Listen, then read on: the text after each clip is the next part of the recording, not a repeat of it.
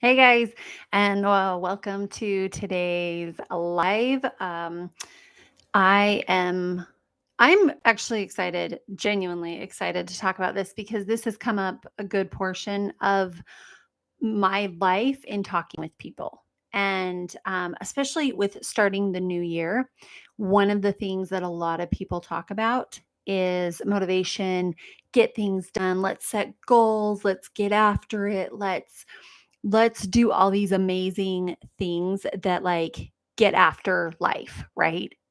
And I kind of want to challenge that just a little bit. Not that those aren't bad things, not that those are things that we shouldn't be going after. At the same time, there is a good portion of stuff that, like I said, want to challenge it. So here's the thing that I am finding. And that is if you are a person who fights their head. And the only way if you know, you know. That is the only way I can describe it. If you know, you know. If you're a person who wakes up, who feels like it's not a matter of, oh God, like that just sounds, I don't really want to do that. Fighting your head is when you physically, like it's physically impossible. That's what it feels like. It feels like you just cannot wrap your head around what to do. It feels like you cannot make yourself do the thing that you're supposed to be doing. Fighting your head is where you just physically cannot figure out how to do the thing that you're supposed to be doing. I think so many times there were so many things as I was struggling with this, and I so often I would look at look at my day and I could see other people functioning, and I think this is a really important key to it. Fighting your head is when you see other people functioning and you're you just can't figure out how they're doing it. That's that's the essence of fighting your head. You cannot figure out how people are doing it. You look at other people and they're doing XYZ. They're making that business, or they're being a functioning parent, or they're the parent, right, where you like they have these amazing childhood experiences for their kids, or the person who's writing the book, or the person who's going after those goals, and they just keep getting they keep achieving, they keep getting better, and not better in like better than other people, just better in life, right? They set a goal, they may have a couple setbacks, and then you're looking at this person going, I don't understand how they're doing that. Like I genuinely don't understand how they're doing that. That's fighting your head. Fighting your head is when you look at other people and you can't figure out how they're doing the thing. And you watch all the videos, you get all the planners, you get all the stuff, and you can't figure out why you can't figure it out.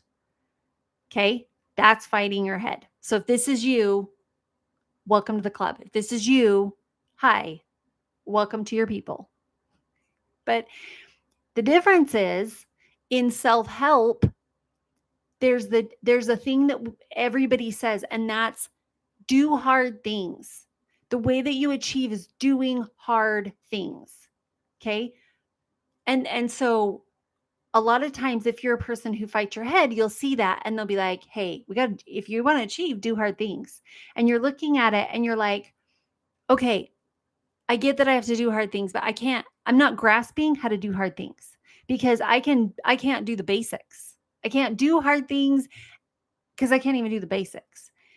And so there's a difference. There's a huge disconnect that if you're a person who fights their brain, if you're a person who's fighting everyday life, and you go to read self-help books and they're talking about motivation, or they're talking about, do hard things. And this is going to take, this is going to take you doing things that you don't want to do to achieve stuff that, you've never had before. That's totally true. That's 100% true. But there's a huge disconnect because if you're a person who fights your brain and then you try to go do things that are challenging to you, you're already doing things that are challenging to you. You're living. That's challenging. That's challenging. That's the challenge. Is to just function. That's the challenge. And I get it. Everybody's like, life is hard. We all get that life is hard. That's a thing. Right. But there is a difference. And I don't say that as if people fighting their head can't get out of that. It's not an excuse. It's you don't get a pass because you fight your head. What I'm saying is that is what's hard. That's your hard right now, to stop fighting your head. There's ways out of it. There's ways to overcome it. There's ways to get past it. There are, but that is your challenge. Your challenge is not to get a six pack right now. Your challenge is to stop fighting your head. That's the challenge. Because if you want to write that book, if you want to be able to do those things like all other people are doing, those are awesome goals. Those are great goals. I highly support those goals. But if you're fighting your head, it's like you're ramming yourself into the wall and nobody else has a wall. That's the difference. Nobody else has a wall. They may have like a little barbed wire fence, that they're running into, and you have a full-fledged brick wall and you keep ramming into that. And other people have this little barbed wire fence. It's uncomfortable. It's not easy. It stops them. It hurts when you hit it. It's not, but you can kind of maneuver over that. You can lift it up. You can go through it. I was raised country, so you got to go with it. That's the roots. My point is if you're fighting your head, you've got this massive brick wall in front of you. And you just keep ramming into it and ramming into it. And all these other people who have this little barbed wire fence, I'm not minimizing their struggle. They have struggles in other ways. They have struggles that are other things that are hard for them. So I'm not minimizing it. And you know what? They don't get a pass like they're special because they don't have a brick wall that they're running into. But you also don't get a pass and you don't get to not try. We just got to find better ways to not fight our head. That's the whole thing. If you're fighting your head, that's what you're dealing with. Other people do not have a brick wall that they are constantly running into. And I could never figure this out. One thing I just would look at people who were fully functioning adults. I would look at people who seemed like they had their life together, and they would just, and I look at them and I go, how are you doing this? How are you doing the thing that you're doing? And I look at them and they would just be like, oh, I do this. And I could not get it. And that's the difference. They were not fighting their head. They were not fighting what's going on in their brain. There was a problem. They learned how to get over it. They learned how to move forward. They didn't just keep running into this brick wall every time they tried to move. And in self-help, so many times people talk about having a challenge, doing things you don't like to do. When you don't want to, you just got to get up. That's true.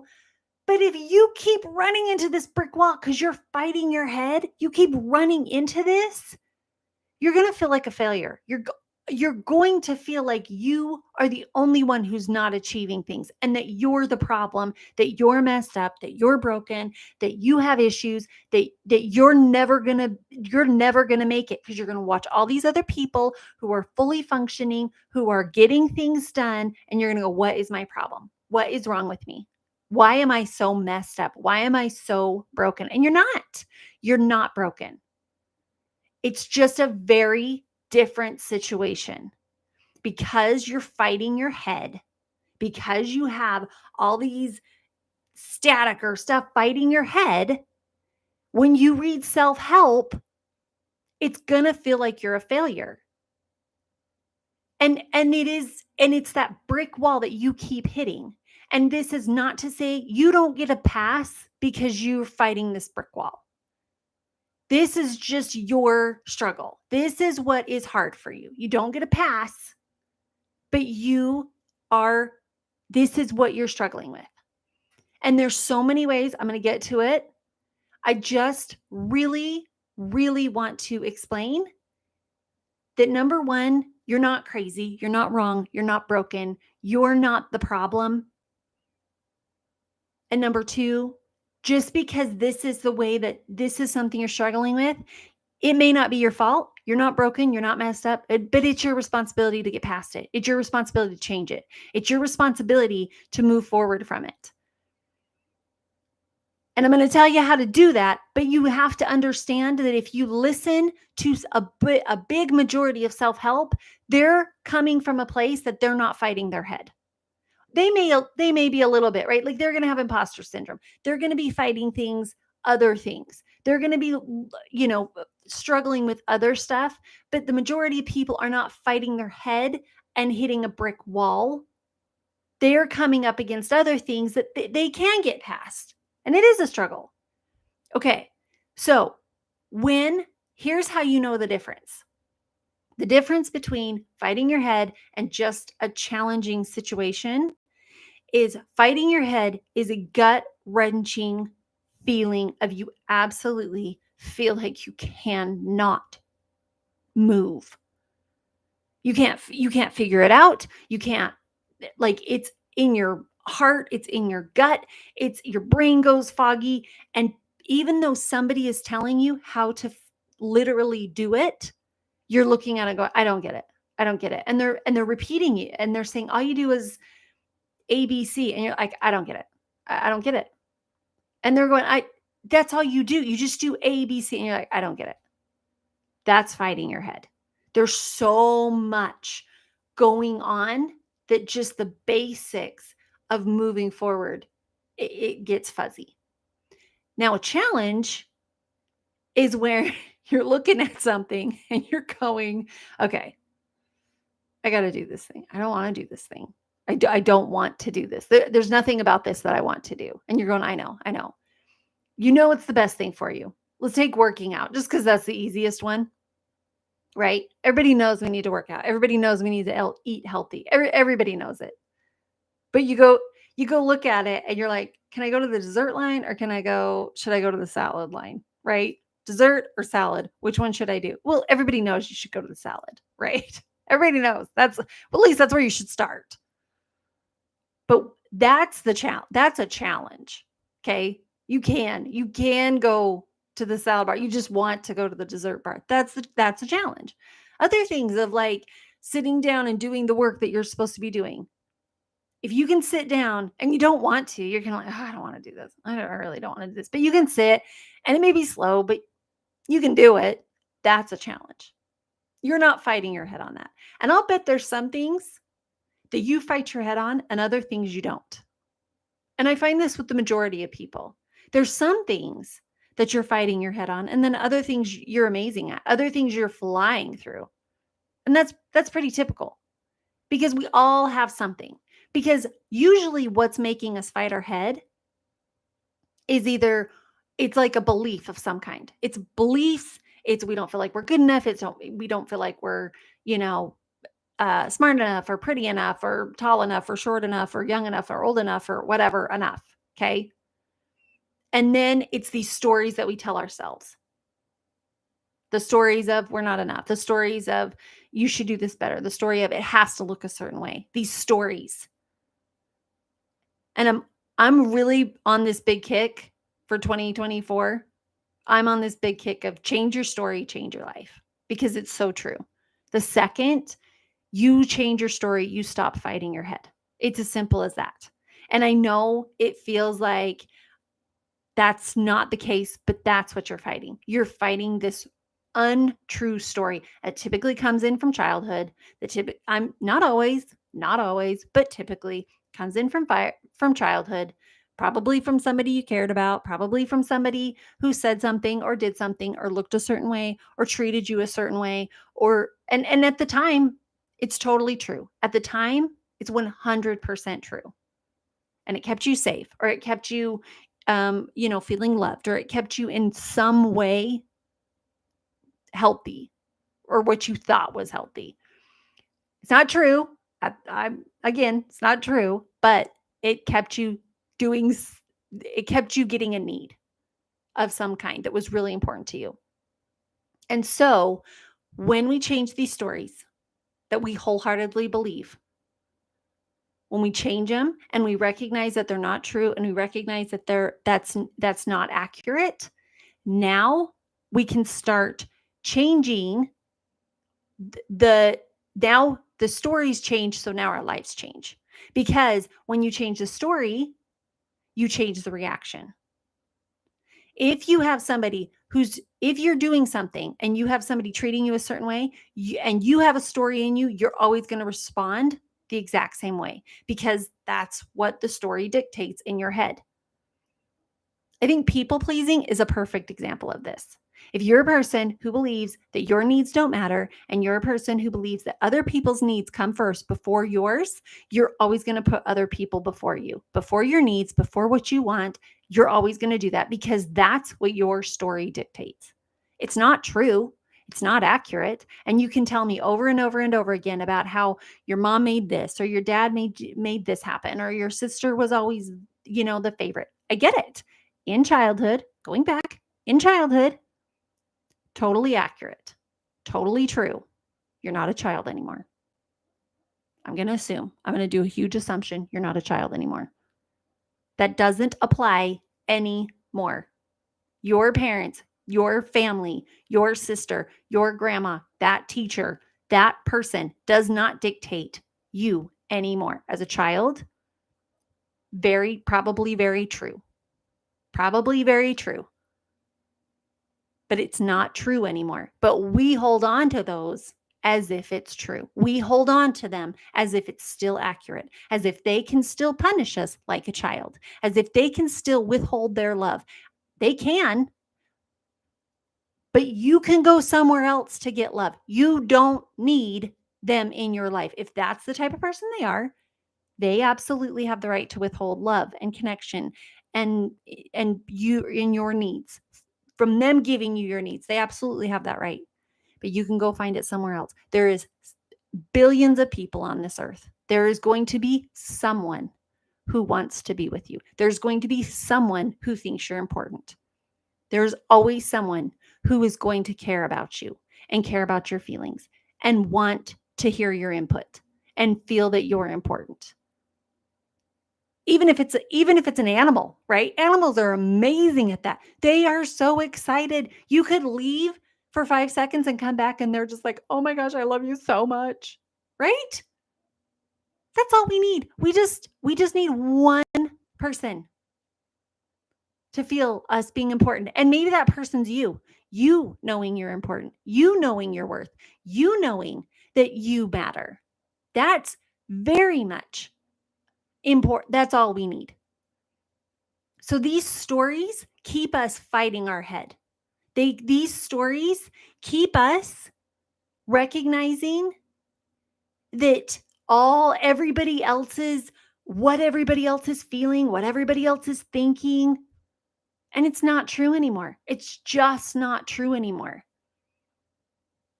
And the reality is, they don't even matter anymore. We don't need them anymore.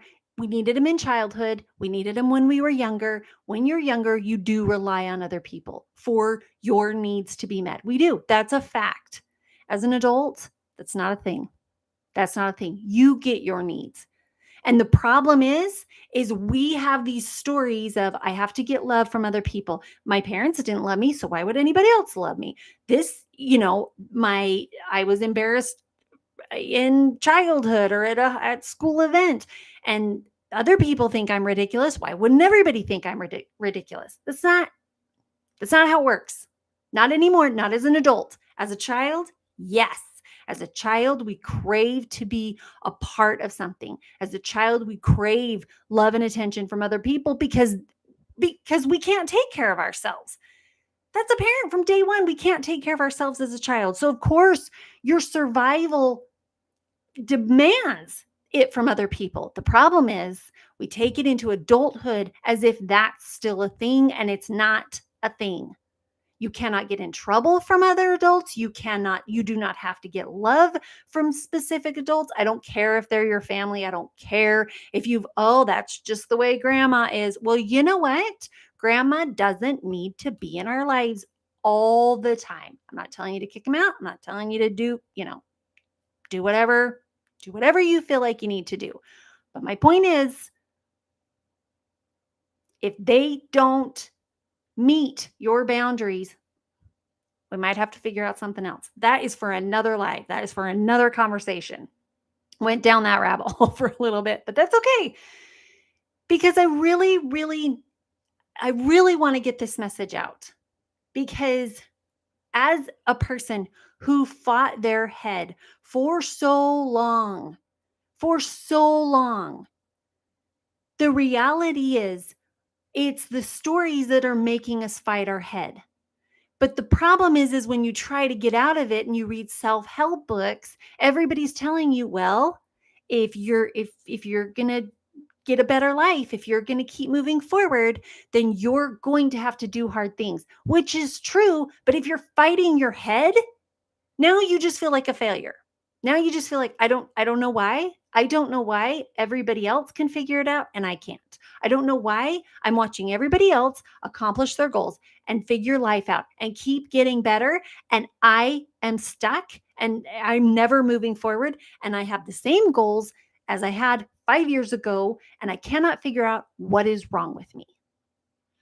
And I'm trying to get the message out to people. There's nothing wrong with you. You're not broken. You're not messed up. You're not a train wreck. And I'm sure people out there are going, you don't understand. Yes, I am. I know that this fully feels like the truth. I am very aware that this feels so real to you, that you are messed up and you're a screw up and you cannot get your life together. I'm very aware that that's what it feels like. And I am here to tell you, you're not messed up. You're not broken. You just are telling yourselves the wrong messages. And you're looking at different things like self-help, and they're telling you, just do hard things. Just do hard things. That's the only problem. I don't know why you can't do hard things. Your hard thing is living. Your hard thing is doing the bare minimum. And there's nothing wrong with that. Here's the thing. Most self-help books, I love them. I love self-help books, but most self-help books are coming from a place of people who are in a good spot and want to get to great. That's where most self-help books are written. It's an average person that, you know what? You want to better your life. You want to get better. You're in a good place, but you want to get better. Here's the thing. If you fight your head in all areas, I don't care if it's anxiety, I don't care if it's ADHD, bipolar, I mean, put the label on it. I don't care how you want to define it. You fight your head. If you're that type of person and you're raising your hand, you're like, yes, I feel like a train wreck. I feel broken. I feel messed up. You're not in the good area. You're in the struggle area. There's nothing wrong with it. There's no shame in it. There's nothing wrong with that. Again, you're not broken. You're just down here. But when you read self-help, that's like a person in a good place. They're fully functioning. They've got their life going. And so when you try to go from down here, which is a struggle, to great, you feel like a failure because you can't skip good. You can't skip it. That's not a thing. You have to go from things are a struggle and I'm figuring it out. And there's no shame in that. Everybody's been down here. I don't care who you are. Everybody's been down here. Every single person has been down here. And some of us stay there a little bit longer. No shame. We are not here to shame. We are not here to make you feel bad about it. It's okay because everybody's been down there. If that's where you are, okay, your goal is not to go to great.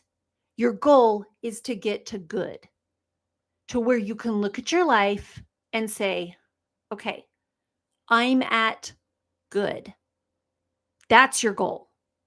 And the thing is when you read self-help books, when you're really at the bottom and life's really, really a struggle, the things that they tell you to do, they are good advice. It is good advice. You just have to take it insanely slow, so much slower. In fact, whatever you think it is, cut that in half And you probably even need to cut that in half again. That's how slow you need to go.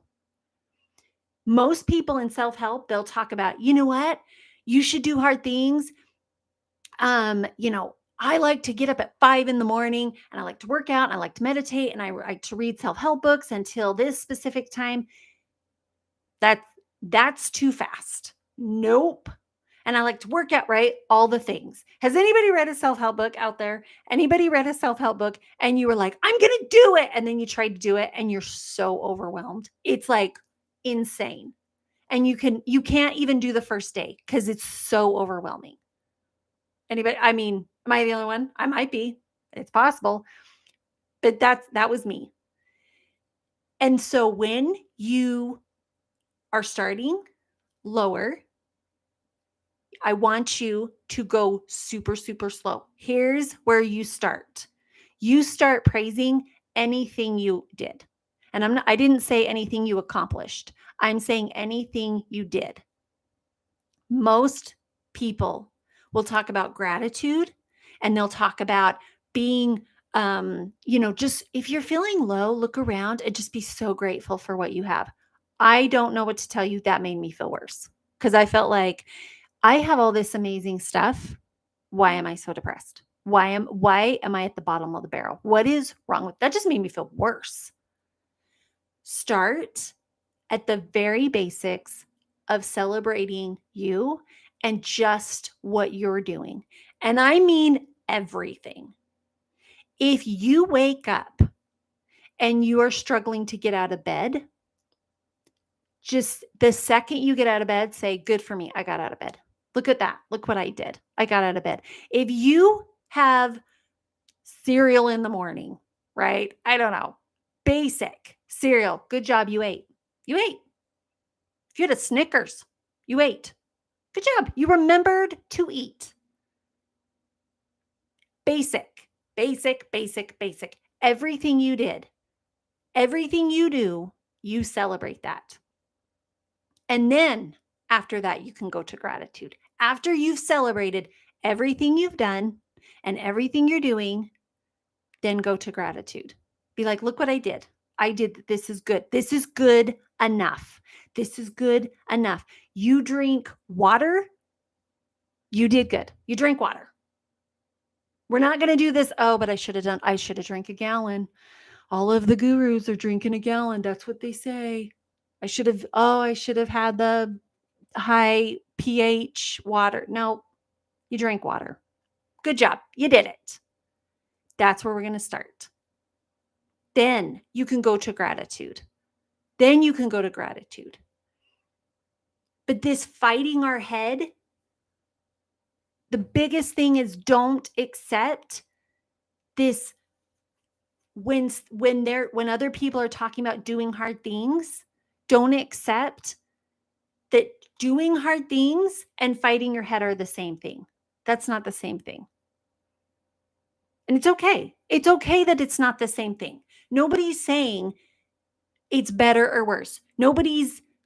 At some point, everybody's going to struggle with something. I don't care who you are. I don't care where you were born. I don't care what family. I don't care how much money you come from. I don't care what part of the world. At some point, everybody's at the bottom of the barrel.